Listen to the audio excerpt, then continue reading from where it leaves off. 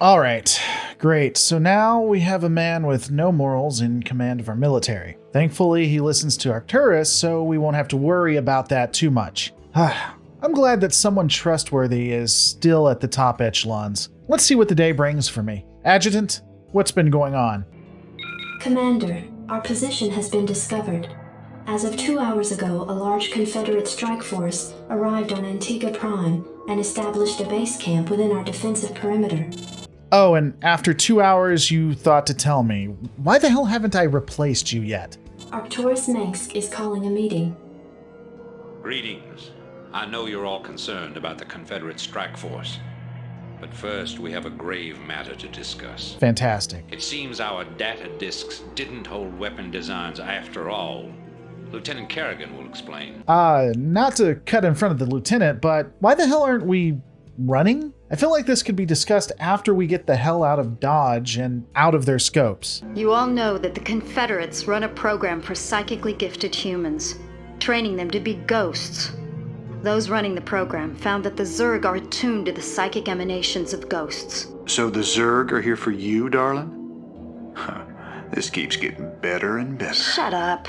Yeah, I'm with Miss Amer sights down the communicator as she talks to you on this one. That's messed up, Raynor. Jesus Christ, man. I know you'll never like this chick, but keep these comments to yourself. There's been a lot of secret Confederate research surrounding ghosts and the Zerg. What we stole was a small but critical piece of the puzzle. Designs for a transplanar psionic waveform emitter. The emitters broadcast the neural imprint of a ghost, but at a much greater magnitude. These things reach across worlds. The Confederacy used these psi emitters to lure the Zerg into isolated containment areas.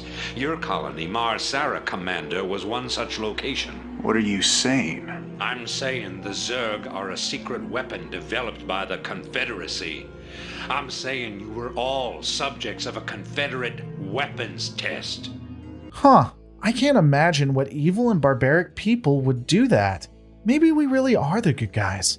You had me worried there for a moment that all of us were just evil. Glad we'll never do anything horrific like that. Just as they destroyed Core Hall with nuclear weapons to establish dominance a generation ago, they would use the Zerg to put an end to their other rivals. Only this time there'd be no outrage. Who could suspect the aliens were their creation? Okay, wait. Did they create the Zerg or are they just using them? Because it's kind of a weapons test, but not. They didn't create these things. They're just utilizing them. You know, I'm sorry. I'm interrupting this conversation with semantics. I'll quieten down, please. Please continue. No, they'd be lauded as heroes for coming in and destroying the Zerg. It's time the Confederacy paid for its crimes. And I know just the way. Lieutenant Kerrigan is going to plant an emitter at the Confederate base camp. Commander, you will provide her with an escort. When the Zerg arrive, they'll break the blockade for us and we'll make our escape. Now, get moving. So the Confederates are evil and want to use the Zerg against people, and the way we are going to destroy them is by using the Zerg to break their blockade so we can escape. Are there any, colonists on Antigua? Because this isn't going to end well after the Confederates are destroyed. Maybe we can discuss the... Oh, you're gone. Okay, well, I'll just assume no one else is here and this is just a military operation. Planet is going to be completely barren as far as I'm concerned. That is how I'm going to sleep at night. I'm having doubts about this, Arcturus. I just don't think anyone deserves to have the Zerg unleashed on them. I know you have personal feelings about this, but you can't let your past cloud your judgment. Carry out your orders, Lieutenant. Yes, sir. After Minsk successfully talking Kerrigan into committing murder by Zerg, the commander would jump immediately into action and getting her and those around her to safety. The initial base emplacements were set too far up, spreading out the forces pretty thin. The man whose ego can match his girth would pull anything that wasn't bolted down back to the safety of the main base. He was doing this because he was obviously a great commander, and this wasn't his second playthrough after coming back to the series. The recording of his original playthrough definitely didn't stop working, causing him much annoyance and having to redo all of this. That shit did not happen. He's just great at this game, or life, or whatever this is, whether it be real or not. Thanks in large part to there not being an idiotic general to save, the commander would have more time to prepare and plan ahead. Specific bunkers would be set up at entrances, with each having 2 turrets to provide anti-air support and detect cloaked ships. Along with these bunkers, there would also be at least 2 siege tanks that could provide support. Because the commander knew he was going to be up against idiots, he wouldn't have the defenses in any other position, since they wouldn't circle around and attack by air or by sea. Hey, anyone else ever notice that we never create ships for the water or submersibles? I mean, I guess that makes sense. With the drop ships, you don't need to use the water, but in theory, you could create some form of submersible that could attack from underneath and be hard to track. Whatever. I'm not a designer of said things. Let's just keep it moving. Anyway, the man who loves him some African-American women would build up a force, ensuring to have their weapons and armor upgraded as much as possible. Though why these men don't arrive with the best armor and weapons always is still somewhat of a mystery.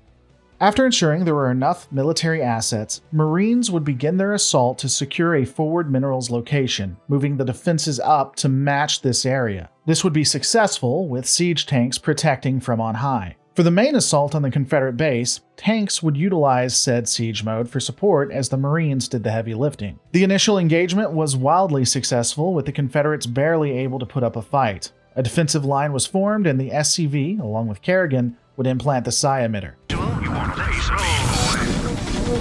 emitter in place. Just promise me we'll never do anything like this again. We will do whatever it takes to save humanity. Our responsibility is too great to do any less. Oh, I'm sure that Minsk isn't unhinged. He's doing this for the interests of humanity, not for personal gain, don't worry.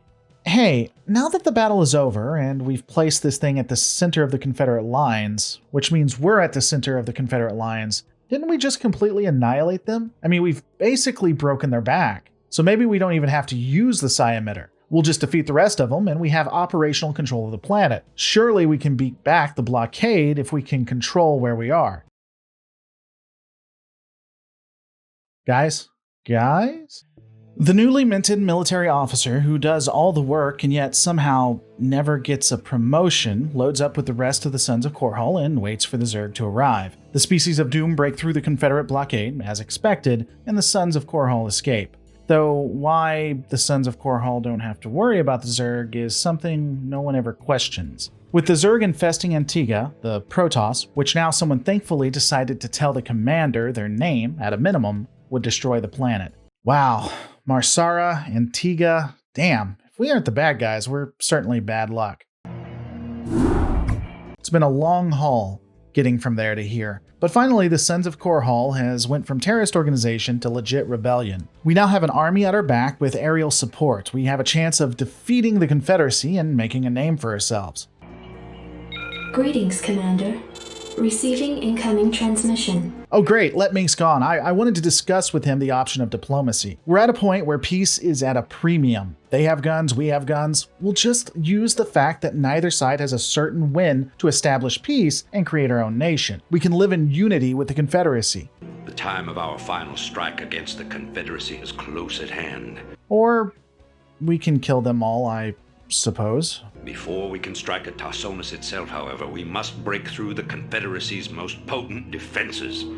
General Duke will brief you. I've defended Tarsonis in over 30 major battles, so I know its defenses inside and out. There are 3 primary orbital platforms that serve as staging areas for the Confederate fleet. If we assault the central platform, we should cause enough of a ruckus to allow a small force to break through the planetary defenses. General, I'm impressed. I never figured you for the frontal assault type. Yeah, Zodiac Killer of Single Moms has a point. This seems like a bad plan when you consider it. Frontal assault to get a small force through. What happens when the small force gets cut off and the Confederates retake the platform? I mean, it's not like we're the Zerg and getting past the defenses. We can't multiply or fight like the demonic hellspawns of Satan can. We should probably rethink the entire plan since the Zerg won't be any part of this. Well, the Confederates have Omega and Delta Squadron troops defending the platform. And they're nothing compared to my Alpha Squadron boys. Right. And once again, mass murderer gets the square. If your squadron was so good, why did they have you dealing with backwater yokels? Yeah, don't think that I forgot about that, you stupid son of a bitch. Shut. Anyway, let's do this. Input coordinates. What? Jesus Christ, I just want to tell you you need to get back in formation. Ooh, Captain Big Shot here. I can't believe this. Alpha Squadron never would have left this equipment behind. That's what I call sloppy. Yeah, agreed. It is kind of weird they would leave 2 nuclear installations behind unguarded. It's also crazy we got this far onto the platform without a fight, but, well, I guess it kind of makes sense. The military thought you were a good choice to lead some of their men, so they don't make smart decisions. The commander, in order to ensure that he wasn't disturbed, would create a clever ruse to keep the general busy. He would tell Duke that Minsk required a 3-hour lecture on why Alpha Squadron was the bestest of all the squadrons, and this meeting was to take place on the very battlecruiser Duke was on. The man of great renown would then put a Minsk plushie in front of the general, who never seemed to realize it wasn't the real person. And thusly, with Duke busy, the commander would effectively run the assault how he wanted. Knowing there were civilians on Tarsonis and not wanting any fallout to occur on that planet because they definitely weren't there to hurt innocent people, the main plan was going to be the tried and true Marine assault. This method would surely work as it had in the past. They'll update the weapons and armor because, again, they don't take the updated weapons and armor already, and begin the assault. Standing by. All right, there's like 3 dozen of you guys? Maybe more? I've literally done no scouting of the base, have no idea what you're up against. I'm just gonna send you in there. Hopefully none of you have families. Go, my lads, for the Horde! Piece of me, boy. Standing by.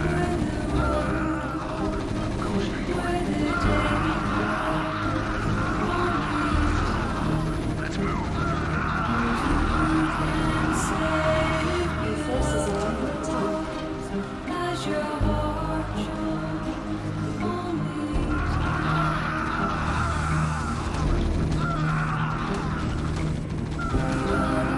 Piece of me, boy. Fuck. Okay. So the idiot general is still talking to that damn plushie, so he didn't notice this. He didn't see any things. All right, everyone else, you guys have to keep this secret, okay? Because there's 2 options you have here. This attack never happened and those people never existed, or I have to make sure none of you, except for me and the plushie fucker over there, get out alive. Do we all understand each other? Because I'm the one making the calls, okay? Okay, good. So with that huge mistake out of the way, the commander more understood why he was able to get a hold of 2 nuclear facilities. He would use them, but only sparingly, in order to prevent spread of radioactive waste, and would still fight with conventional weapons. This time, though, we'd have ourselves a good old tank walk.